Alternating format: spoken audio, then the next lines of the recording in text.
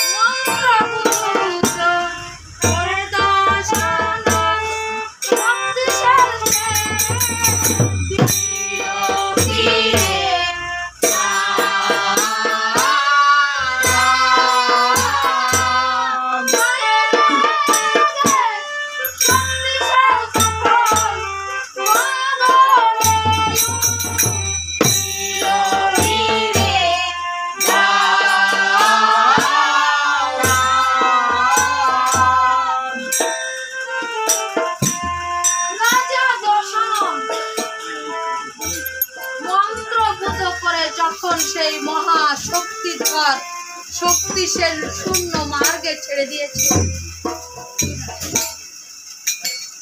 শক্তিশাল শূন্য মার্গে উঠে মুখে অগ্নি প্রজ্বলিত করে ধীরে ধীরে লক্ষ্মণের দিকে নেমে আসে।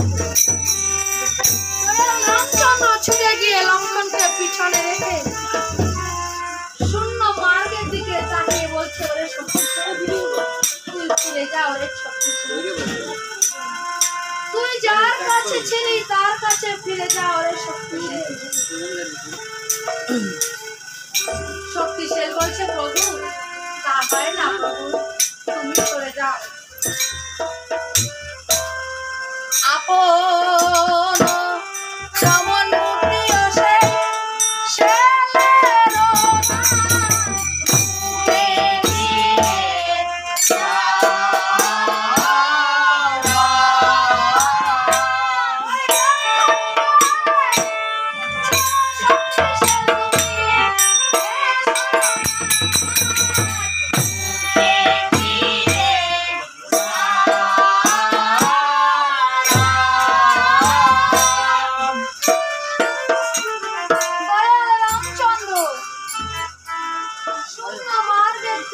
দিয়ে শক্তিশালীকে বলছে, ওরে শক্তিশালী, তুই যার কাছে ছিলি তার কাছে ফিরে যা, ওরে শক্তিশালী, তা না হলে তুই আমায় বুকে নাও।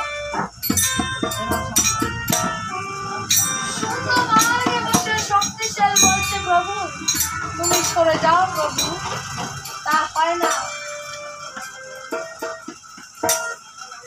রামচন্দ্র বলছে, ওরে শক্তিশালী, এই জগতে একটা নিয়ম আছে, ওরে শক্তিশালী, এই জগতের বুকে যে প্রথম এসেছে তাকেই এই জগতের বুক থেকে প্রথমেই বিদায় নিয়ে চলে যেতে হয়। হতভাগা রামচন্দ্র এসেছে প্রথমে, লক্ষণ এসেছে পরে, ওরে শক্তিশালী, রাম থাকতে লক্ষণ কিছুতেই যেতে পারে না, ওরে শক্তিশালী, তুই ফিরে যা। শূন্য মার্গে বসে শক্তিশালী বলছে, প্রভু তা হয় না, প্রভু তুমি সরে যাও। যার কাছে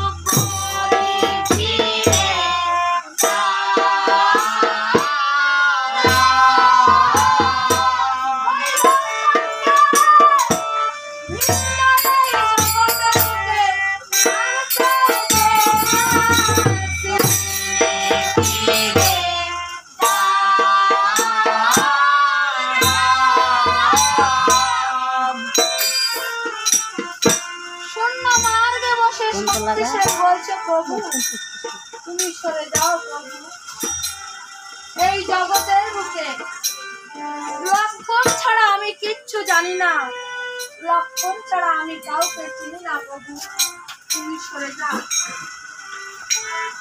দয়াল রামচন্দ্র বলছে, ওরে শক্তিশালী, তা তো হয় না, ওরে শক্তিশালী, হতভাগা রামচন্দ্র জীবিত থাকতে লক্ষণ কিছুতেই ছেড়ে যেতে পারে না, ওরে শক্তিশালী, তুই আমার বুকে আয়।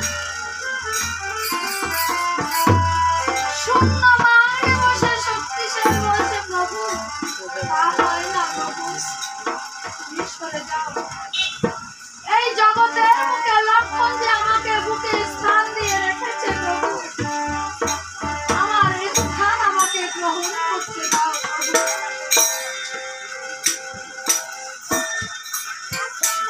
মার্গে বসে শক্তিশালী যখন বলেছে, প্রভু এই জগতের বুকে লক্ষণ আমাকে বুকে স্থান দিয়ে রেখেছে,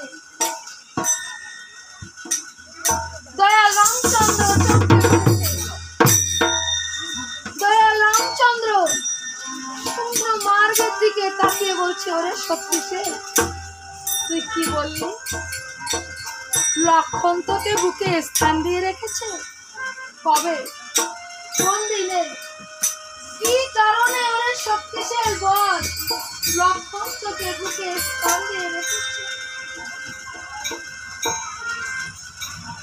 শূন্য মার্গে বসে শক্তিশালী বলছে প্রভু, ওই তো লক্ষণ আপনার পিছনে দাঁড়িয়ে রয়েছে। আপনি একবার লক্ষণের কাছে জিজ্ঞাসা করে দেখুন। দয়াল রামচন্দ্রের পিছনে দাঁড়িয়ে রয়েছে লক্ষণ। নয়ন জলে লক্ষণের বক্ষ প্লাবিত হয়ে যাচ্ছে। নির্বাক নিস্তব্ধ হয়ে লক্ষণ দাঁড়িয়ে রয়েছে। দয়াল রামচন্দ্র পিছনে তাকিয়ে বলছে, ওই লক্ষণ বল ভাই, কবে? কোন দিনে? কি কারণে ওই মহাশক্তিধর শক্তিশালীকে তুই বুকে স্থান দিয়ে রেখেছিস ভাই? দয়াল রামচন্দ্রের পিছনে দাঁড়িয়ে লক্ষণ নয়ন জলে বক্ষ প্লাবিত হয়ে যাচ্ছে। নির্বাক হয়ে লক্ষণ দাঁড়িয়ে রয়েছে। দয়াল রামচন্দ্র শূন্য মার্গের দিকে তাকিয়ে বলছে, কবে? কোন দিনে? কি কারণে লক্ষণ তোকে বুকে স্থান দিয়ে রেখেছে?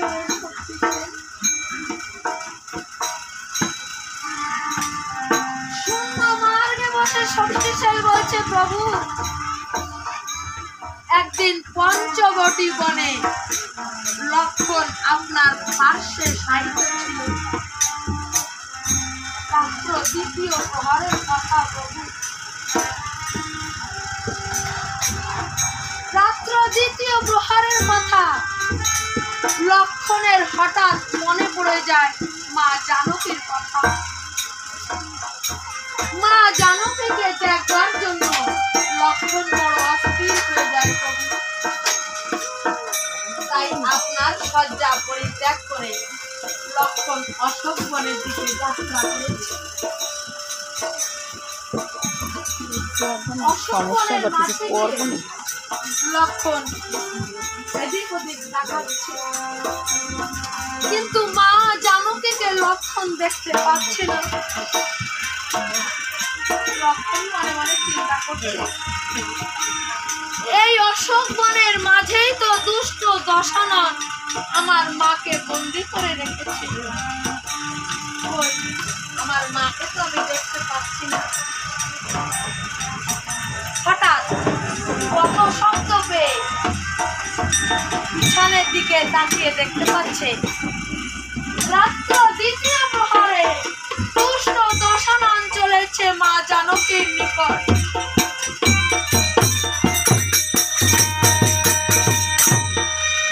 লক্ষণ পথের এক পার্শ্বে দাঁড়িয়ে মনে মনে চিন্তা করছে, আজ আমি কি দেখতে এসেছি? রাত্র দ্বিতীয় প্রহরে দুষ্ট দশানন চলেছে মায়ের নিকটে। না জানি দুষ্ট দশানন আমার মাকে কত নির্যাতন করবে। ওরে হতভাগা লক্ষণ, আজ তুই মাকে নির্যাতন দেখতে এসেছিস। লক্ষণ পথের এক পার্শ্বে নির্বাক হয়ে দাঁড়িয়ে রয়েছে। এদিকে রাজা দশানন রাত্র দ্বিতীয় প্রহরে মা জানকীর নিকটে গিয়ে মা জানকীর পদসেবা করতে আরম্ভ করেছে।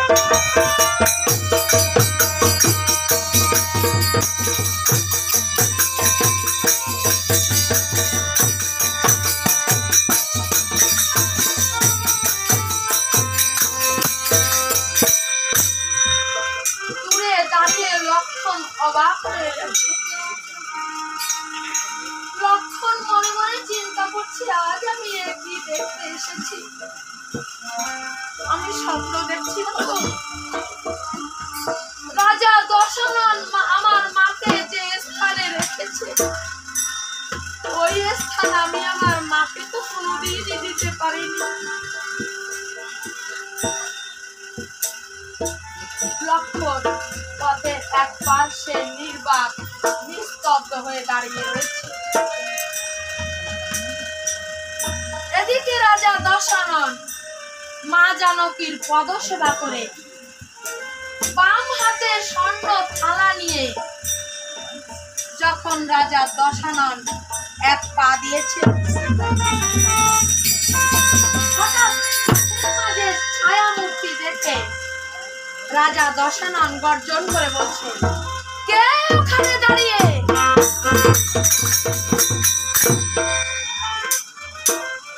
লক্ষণ মনে মনে চিন্তা করছে, আজ আর আমার উপায় নাই।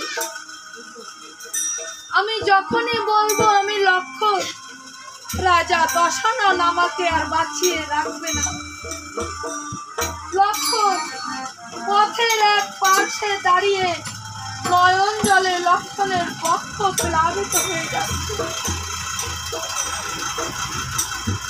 রাজা দশানন দ্বিতীয়বার গর্জন করে বলছে, কে ওখানে দাঁড়িয়ে কথা বলছে না কেন? ভয়ে লক্ষণ কাঁপছে।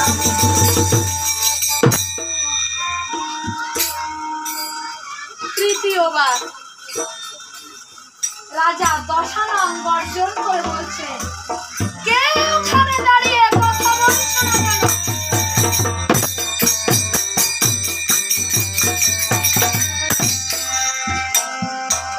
লক্ষণ ধীর কণ্ঠে বলে উঠেছে, আমি লক্ষণ। লক্ষণ নাম যখন রাজা দশাননের কর্ণ কুহরে প্রবেশ করেছে, রাজা দশানন ধীরে ধীরে স্বর্ণ থালা মৃত্তিকায় রেখে ছুটে গিয়ে লক্ষণকে জড়িয়ে ধরে বলছে, ওরে লক্ষণ,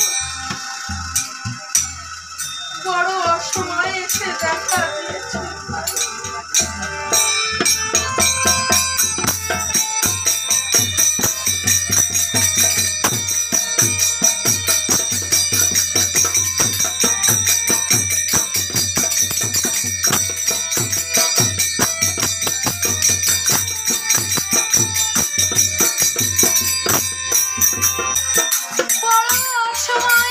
দেখা দিয়েছো ভাই, আর যে আমার সময় নেই। মনে বড় আশা ছিল রে লক্ষণ, আমি রাম সীতার যুগল চরণ পূজা করব। তাই তো জনন্তকিনী মা জানকীকে হরণ করে আমি আমার অসংকনে বন্দি করে রেখেছিলাম রে লক্ষণ। আমি মনে মনে চিন্তা করেছিলাম, হয়তো আমার লক্ষ্মীর পাশে আমার নারায়ণ এসে দাঁড়াবে ওরে লক্ষণ। কিন্তু সে আশা, সে সৌভাগ্য হতভাগা দশাননের হলো। আজ আমার জীবনের উদিত বেলা অস্তগামী হতে চলেছে ওরে লক্ষণ। আজ আমার সময় নেই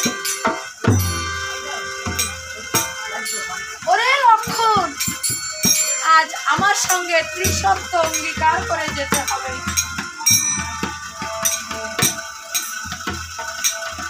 এই অশোক বনে এসে তুমি যা দেখেছ, যা শুনেছ, যতদিন আমার এই রক্ষ বংশ উদ্ধার না হবে এই কথা তুমি কাউকে প্রকাশ করতে পারবে না।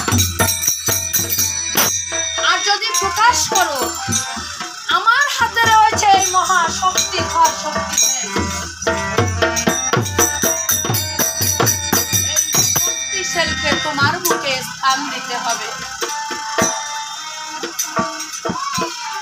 রাজা দশাননের সঙ্গে ত্রিসত্য অঙ্গীকার করে লক্ষণ অশোক বন পরিত্যাগ করেছে। এদিকে রাত্র দ্বিতীয় প্রহরে নিদ্রা থেকে জাগৃত হয়ে দয়াল রামচন্দ্র পার্শ্বে লক্ষণকে দেখতে না পেয়ে দয়াল রামচন্দ্র বলছে, লক্ষণ লক্ষণ, কোনো সাড়া নাই। লক্ষণ লক্ষণ, কোনো সাড়া নাই। দয়াল রামচন্দ্র ডিগরে কেঁদে উঠে বলছে, লক্ষণ, শেষে হতভাগা জনম দুঃখী জানকীর মতো তুইও আমাকে ছেড়ে গেলি ভাই।